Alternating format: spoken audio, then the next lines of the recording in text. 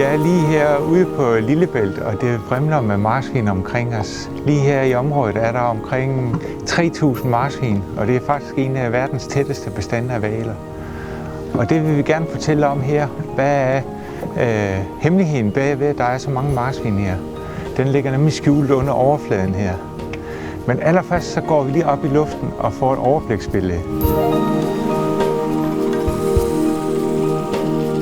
Op fra en lille flyver lige heroppe, der kan man kigge ind over Lillebælt, og der kan man få et overblik over hele området. Vores bælt, det er sådan et rigtig snævert område, hvor salt og ferskvand mødes fra henholdsvis Østersøen og fra Nordsøen Kattegat. Og det mødes lige i sådan et snævert strømfyldt farvand, og det er det, der giver den helt specielle bundtype herude.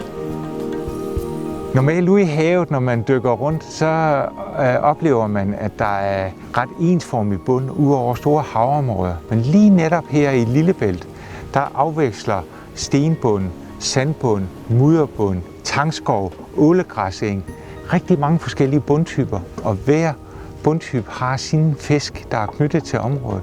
Så lige her, der har vi rigtig mange af marsvinenes fødedyr.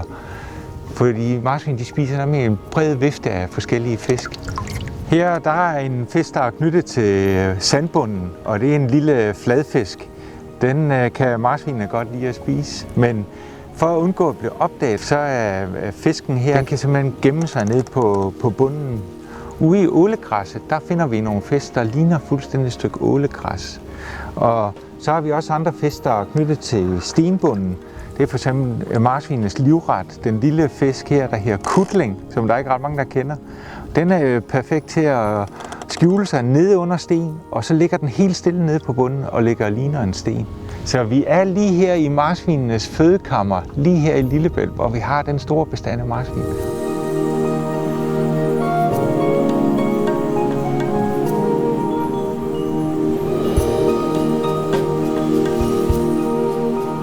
Det er et perfekt tidspunkt at komme og opleve marsvin. Vi kan have omkring 100-200 marsvin omkring båden på én gang.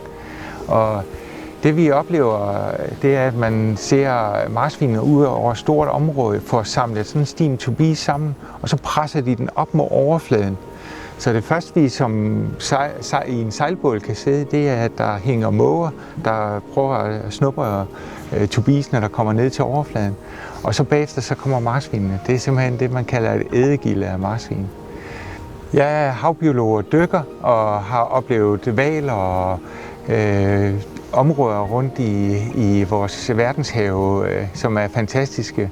Men der er ikke noget sted som Lillebælt her, hvor vi har simpelthen den store koncentration af hvaler, som kommer på besøg. Og årsagen til den ligger altså skjult nede under overfladen med alle de der forskellige bundtyper, som er spredt over Lillebælt. Så her i Lillebælt, der har vi et helt unikt havområde.